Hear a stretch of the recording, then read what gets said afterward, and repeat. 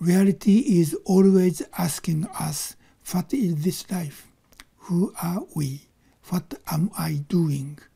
Somehow we have to answer with our practice. Even when we try to avoid answering reality's questions, that avoidance itself is an answer. The goal of our practice is not to experience something different from our day-to-day lives. It is to see deep into the reality of each being, including this one. Why does anyone have to practice?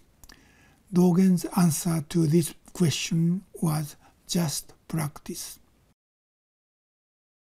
We keep our eyes open naturally, not wide open, open naturally as if we see around 3 feet in front of ourselves. So it's kind of a natural way of just keeping the eye open.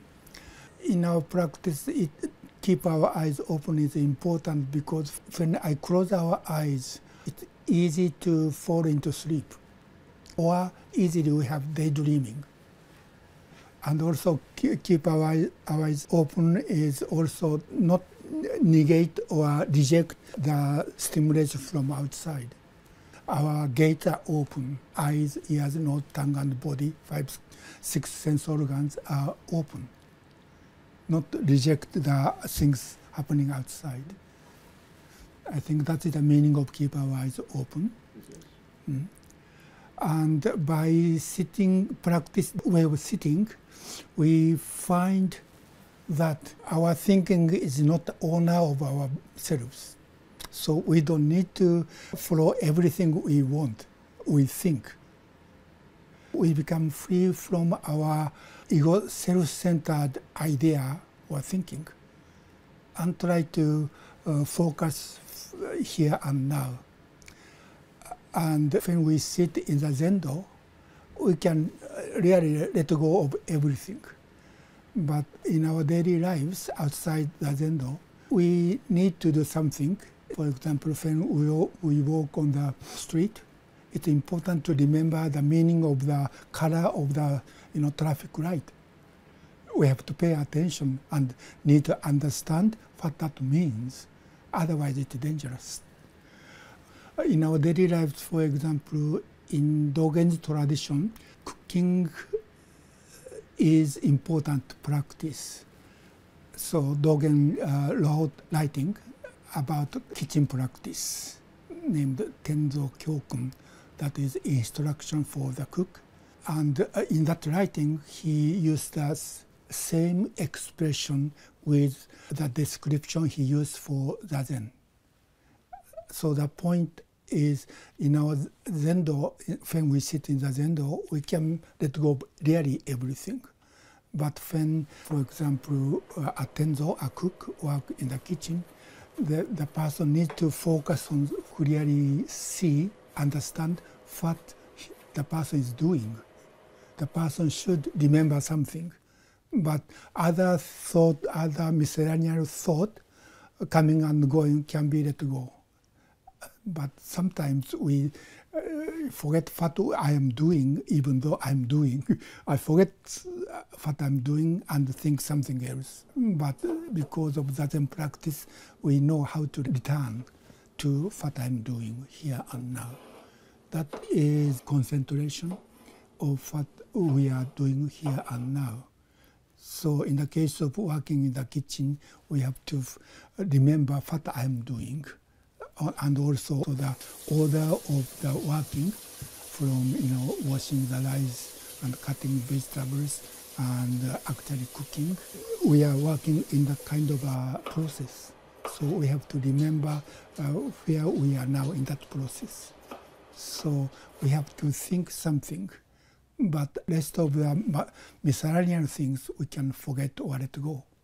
So not only in the kitchen, but all other places and all other activities we do is the same. We focus on what I'm really facing or doing, and forget about rest of the meaningless thought for what we are doing here and now. So that is how our Zazen practice work in our daily lives. I have been living in this way, and this is the only way of life I experienced. And I cannot compare my way of life and my physical condition with other people's. So it's really difficult to tell. Some things I can say is we need to practice in poverty. We cannot be super rich. That means we cannot spend a luxurious life. I have been eating simple, wholesome food, and I couldn't drink so much. Luxurious life is not so healthy. Life in the not extreme poverty, but the word volunteer poverty, that is middle way. Not chasing after luxurious life, but keep the life simple and wholesome is, I think, the best way to keep our physical body also in a good condition. I'm not a vegetarian, but I basically eat vegetables and rice. I think that helps me to live in a healthy way. In the description of daily activities in the monasteries, beginning of the day is in the evening. It's not in the morning when we wake up. That means our day starts evening zazen. And we sleep, I don't know, depending upon the teacher, how long we can sleep. But we usually wake up, like 3 or 4 in the morning. And we have zazen practice and morning service and breakfast. The time of sleeping is not a break.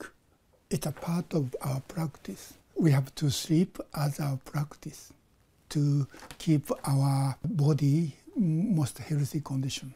Our sleep is not a break from our practice, but sleeping is also a part of our practice.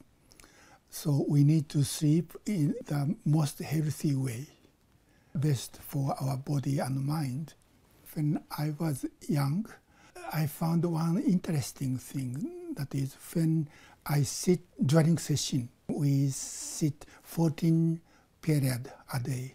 One period is 50 minutes, and we have a 10-minute walking meditation, and we repeat that 14 times. And we have 3 meals and a short rest during each meal. So those are 3 hours. So from 4 in the morning until 9 in the evening, we just sit 14 periods a day, except 3 meals. And we try to, let go of thinking. And I found during session, I don't dream. Probably because I had enough dreams during sitting. So I could sleep very well, deeply, in that way. In Zen practice, sleeping is not simply the resting time or break time. Usually we think they start when we wake up, and they end when we go to sleep. But in Zen practice, that is not the case. Sleeping is a part of practice of 24 hours. It's important practice. Well, it's really difficult to think in such a way. For example, in Buddhism, in Mahayana Buddhism, to become a Buddhist, we are taught, 4 bodhisattva vows. Beings are numberless, we vow to accept them, and all those 4 vows. And when we study what the meaning of these vows, and we find those vows are endless. That means there's no goal. We can say, now I save all living beings, because living beings are numberless. So we start to see the endless or bottomless. From in the beginning, we just read those 4 vows. We simply think that's good. That's a good idea. But when we start to practice, we see that it's really difficult to complete those 4 vows. And finally, we see that is the fulfilling that vow is not the goal, but to awaken to that endless vow without bottom or without goal. And yet we walk 1 step each time, depending upon the scenery of life, what I can do and what I need to do to be helpful to the people around us. Then we start to see, this vow has no end. So this is also a kind of a process of practice. So from the beginning, when I first studied Buddhism, I don't think, such a depth or such a bottomless, depth. But as continue we practice, we found, this is really endless.